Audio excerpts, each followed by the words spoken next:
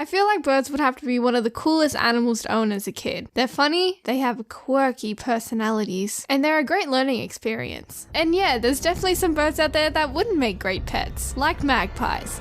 Because, let's be real, they're out here to get us. The Australian ones, anyway. Wah! But let's not focus on the negatives here. There's plenty of good birds out there. For example, budgies, canaries, finches, cockatoos, and most importantly, parrots. Okay, I'll scrap that. My favorite types of parrots would have to be mangoes, watermelons, and Irish bopping birds.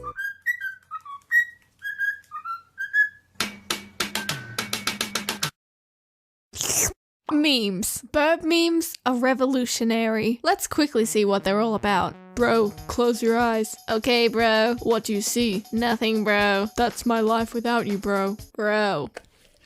Potassium in grease! This one doesn't even need text. When your mum is beating you and all of a sudden you got visitors.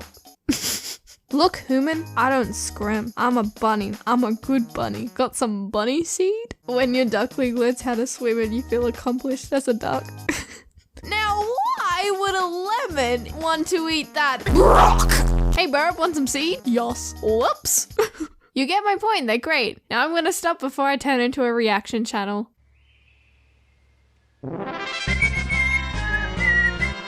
When I was a kid, the type of bird we had was a cockatiel. And remember when I said there were good birds and bad birds?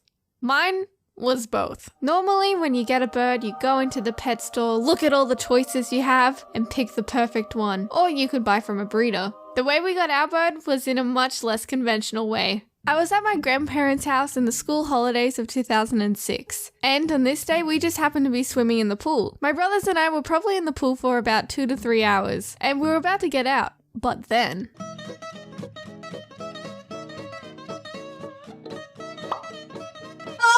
this random colourful bird just flew down to us and tried to drink the pool water. At this time, I had never seen a bird like this before. He had a bright yellow face with bright orange cheeks, and his whole body was covered in grey and white feathers. And of course, you can't forget the yellow mohawk. My brother held out his hand towards the bird, and it just happened to climb on him. So he helped the bird drink the water properly, since he couldn't reach it properly from the edge. The bird seemed tame. My brother didn't really want to hold it for a long time as it was a wild bird, so he placed it on a pool noodle nearby. By this point, one of my grandparents came out and grabbed a net and caught it.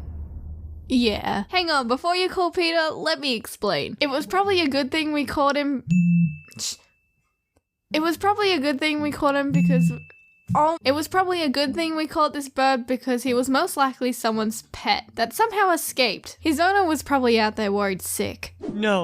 No, please stay, Abraham. I'll give you all the bird seed in the world. Don't go. No! We brought him inside and we learned a few things about him. He liked being on your shoulder, he could whistle, he liked to chew earlobes.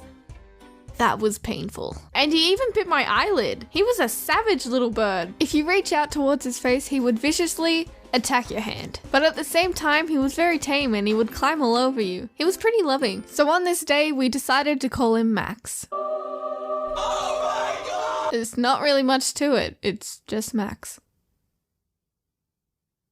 Mad Max!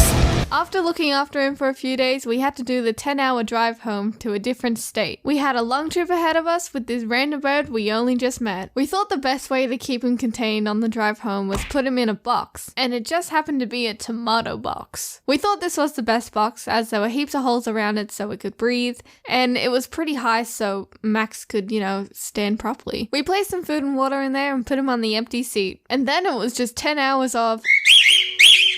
I can't believe my sweet little boy Abraham is gone. We used to have so much fun. We'd have little tea parties together. I feel so lost without him. It's been a couple of days now. He's been out in the wild all alone. He's probably dead by now. Yeah, nope, he was in a tomato box getting taken to another state. Oops. One thing that was really entertaining about this car ride home was that Max would chew around the air holes in the cardboard box. Once he made the hole big enough, he would poke his head through. We were sitting in the car for so long, so this was pretty hilarious to us. At one point, he got his head stuck, so I had to push his little beak back in. I can't really remember who suggested to keep him as a pet, but we went with it and he was a part of our family now. We eventually bought him a big cage and decked it out with all these accessories such as ladders, mirrors, birdseed treats, and bells. Speaking of food, we'd often hand feed cornflakes to Max in the mornings as a special breakfast. One time, I got one of my friends to come over and feed Max. It didn't end too well. Wanna feed my bird? Oh boy, of course I do!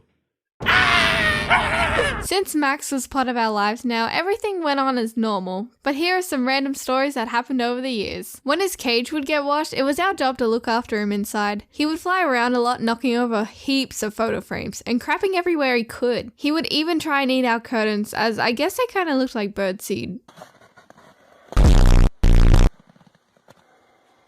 We also used to play this game called What's That Sound?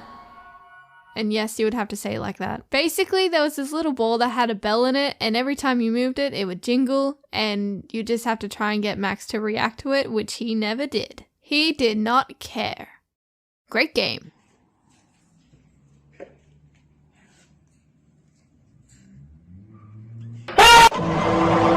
One night, I was asleep in bed, just dreaming.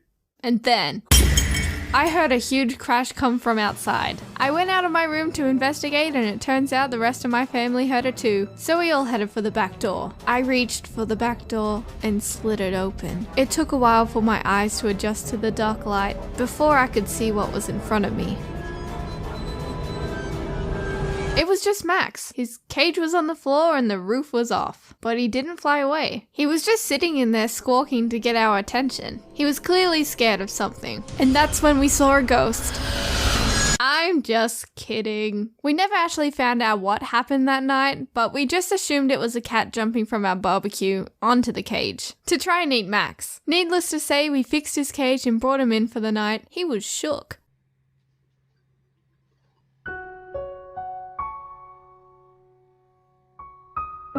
When we'd go on holidays and couldn't bring Max along, we would give him to our neighbor. They were normally pretty good at looking after our pets. They would feed them and entertain them. However, one fateful day, they took him out of his cage and cleaned it when we told him it didn't really need to be cleaned. I guess they were trying to do something nice, but you know. Something bad came from this. When he was let out of his cage, he flew outside onto a huge tree. Basically, they just let him escape.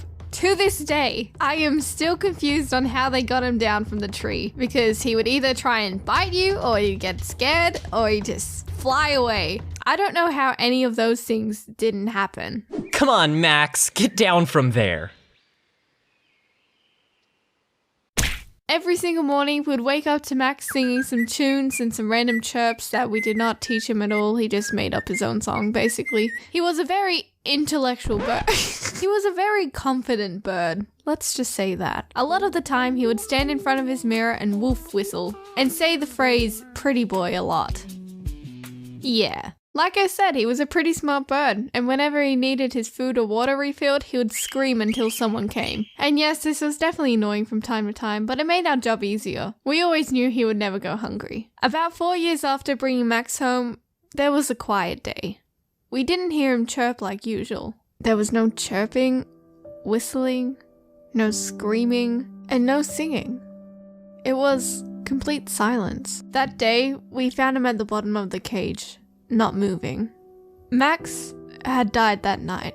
We don't know the cause of death, but we assumed it was old age, as we didn't know how old he was when we first got him. Max was a good bird. I'm glad that all those years ago that we just happened to be in the same place at the same time. If our paths never crossed, he could have just died out there in the wild.